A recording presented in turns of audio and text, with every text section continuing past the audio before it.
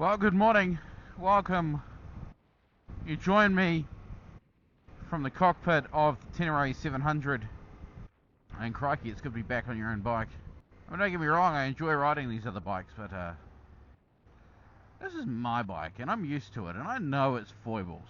And it occurred to me the other day that I've now had this bike for around 18 months. And it might be time to do an 18-month update. What do you reckon?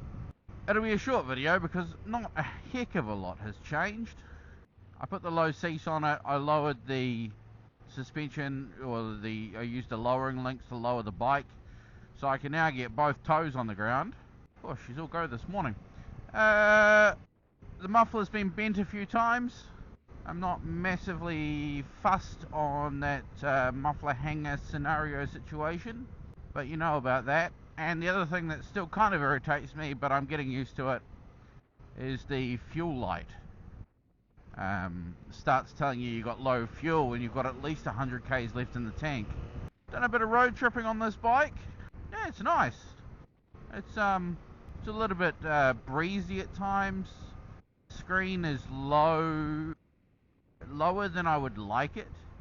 Either I would like it lower or higher, but right where it is puts the wind shadow on the very top of my visor, catching the peak of my helmet. That said, I've upgraded since my last review to the Airoh Commander helmet, and this is way better as far as motorway commuting goes. It doesn't catch the wind nearly as much. Tyres on the bike. So obviously it comes out with the Pirelli Scorpion STR front and rear. Not a massive fan of the front. It's fine on tarmac. Gravel, it just gets a little bit uncertain of itself. But I tell you what, I quite like the STR on the rear. I'm on to my second one. I've got a Mitas E07 Plus on the front, and I ran a Mitas E07 Plus on the rear for a while until I got a puncture in it. It did get fixed, but I've just never put it back on the bike as yet.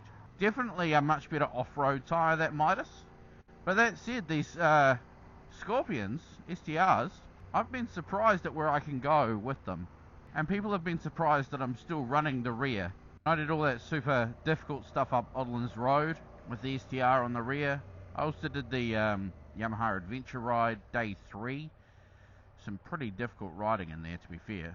Still running the Outback Motortek crash bars and skid plate, which I really like the skid plate. It's done a fantastic job. The crash bars, I do wonder if I need as much protection as they offer. They are very protective. They're very solid bars. But that said, they're really handy for mounting cameras and luggage too as well. So if you watched any of my videos before, you'll know that I am a commuter. This is my bread and butter. This is what I do mainly. I love to get out and ride, you know, off-road during the weekends and stuff, and go to events, but this is what the bike's doing twice a day, every week, every day of every week, 30 k's each way, 60 k's a day, State Highway 2 here in Wellington, New Zealand. So people go, well, why don't you upgrade your tyres to Mitas's or TKC 80s or whatever the case may be full time? And I go, but they wouldn't last this kind of riding. If I could, I would get a second set of wheels and have, I don't know, Continental Trail Attacks or something road bias for weekday riding, and then a set of, well, I really like the Mitas E07 Pluses, so maybe a set of them for weekend stuff. Unfortunately, second set of wheels are just not that easy to come by here in New Zealand at the moment. I've got to the point where you can get them, they're just really expensive, and they come from Europe, which is even more expensive to get stuff here in New Zealand. So I'm keeping my eyes on the wreckers, seeing if I can get a wrecked Tenere 700. We'll keep you updated on that one. And of course the other one's that exhaust. I mentioned before, I've bent it a couple of times, you've seen the videos. Bent the muffler in. I'm lucky that I caught it. I never actually scratched up the swing arm too badly. I've got a couple of tiny wee touches from the corner of the muffler on the swing arm, but otherwise I don't have a big gouge like you see some people get. Still running the factory muffler. Pretty keen to put a high mount exhaust on it, but it's not a priority, so I haven't done it. It's a pretty good bike though. I mean, I've done other bike tests riding down this little bit of road where you take your hands off the bars and they wobble all over the show. This is a big adventure bike. It's basically a ballerina in gumboots. Yet it's still ballerines. And it's a nice place to sit. Other wee modifications, I'm running the Quadlock phone mount on the auxiliary bar. When I first got it, I put it on the bars down here. Yep, not a bad place, didn't have a problem. Up there, same deal. Not a bad place, don't have a problem. Downside to running it where it is you have to have it in landscape mode the whole time. Otherwise you can't see your gear and the top of your tacho. My mate Todd was nice enough to give me his spare Beeline navigation puck, the black disc sitting down here. Next to your phone, gives you 2x2 navigation. That's a cool wee device. I don't use it all that often, but it's cool. And I've got some aftermarket levers up here as well. Actually the same levers I had on my Tenere 700. No, this is the Tenere 700. The same levers I had on my MT07, I should say. See, this here is where the lowering links, the Kuba links that we put in a few weeks ago, months ago now, come into their own. Look, I pull up to the lights, I can flat foot with both feet. Isn't that nice? I mean, it's not necessary when you're riding on the road, but it's nice. It's how a bike should be, really, I think. Oh, it's Thursday. New podcast day today. Kiwi Rider podcast is out today. Last week, I had the pleasure of talking to Zach Courts, daily rider on RevZilla, and of course he's in a few other things as well on RevZilla. So go and check that out. It's also up on this channel. Kiwi Rider podcast is on all platforms as well in an audio form: Apple Podcasts, Spotify, Stitcher, iHeartRadio, all of them. So check that out. We've got some cool stuff coming in the future too. Obviously, I've been running Kriega, got the backpack, got the what are they? The OS12s. Two OS12s come together, OS24. Moscow Moto reached out to me. They're sending me a tank bag and their 40-litre duffel, as well as some other bits and pieces, which is quite nice of them. They want me to review it. They want me to share it with you guys. So look out for some Moscow Moto on the channel in the coming weeks or months. It's recently become winter here in New Zealand, so cranked out the Magna Exile gloves, which are toasty and warm. They're blimmin' good actually.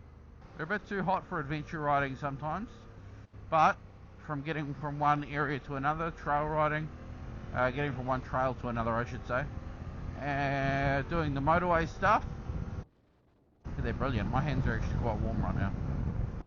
I thought about putting some heated grips on for this winter, but I just don't think I need heated grips. I've got decent gloves. Oh hey, so some renders came out online last week where somebody was like, what if Yamaha took the CP3 engine from the MT09 and put it in a Tenere 700 essentially, or maybe a Tracer 900, and gave it some spokey dokey wheels and some decent suspension of getting off road. And the internet went a bit crazy. There were two schools of thought. One was, if it's got more than 2 cylinders, I don't want to know. And the other was, yeah, this is going to be cool. But the render looked ugly. The render looked horrendous, I gotta say. And that was basically, you could see what they'd done. They'd taken elements of the Tenere 700, the MT09, and a few other bikes, you know, XSR and stuff, and just kind of mashed them all together. But when you think about it, a Tenere 900 makes sense, because there's a hole in the market for Yamaha where the Tiger 900, the F850 GS all those kind of bikes hit the big adventure market, or I should say the mid-sized adventure touring market, there's a bit of a hole. And I haven't ridden an MT09, but I've heard a lot about them, and I agree that it could probably do a bit of adventure touring. We're not talking a bike, an enduro bike. If anything, the Tenere 700 is even a little bit big for that sort of riding, depending on your skill level, of course. So yeah, I mean, why do people, when they hear something new and different, automatically bag it? Tenere 900 is something that I've been half expecting since the Tenere 700 was announced, and it's something that Yamaha kind of have a good job at doing, is taking one engine and wrapping different components around it to create a different bike for a different reason. Case in point, CP2 engine, MT07, R7, Tenere 700, XSR 700, Tracer 700. All these bikes basically have the same engine. The only difference really is some of them have got the Lambs version and some of them have got the high output version.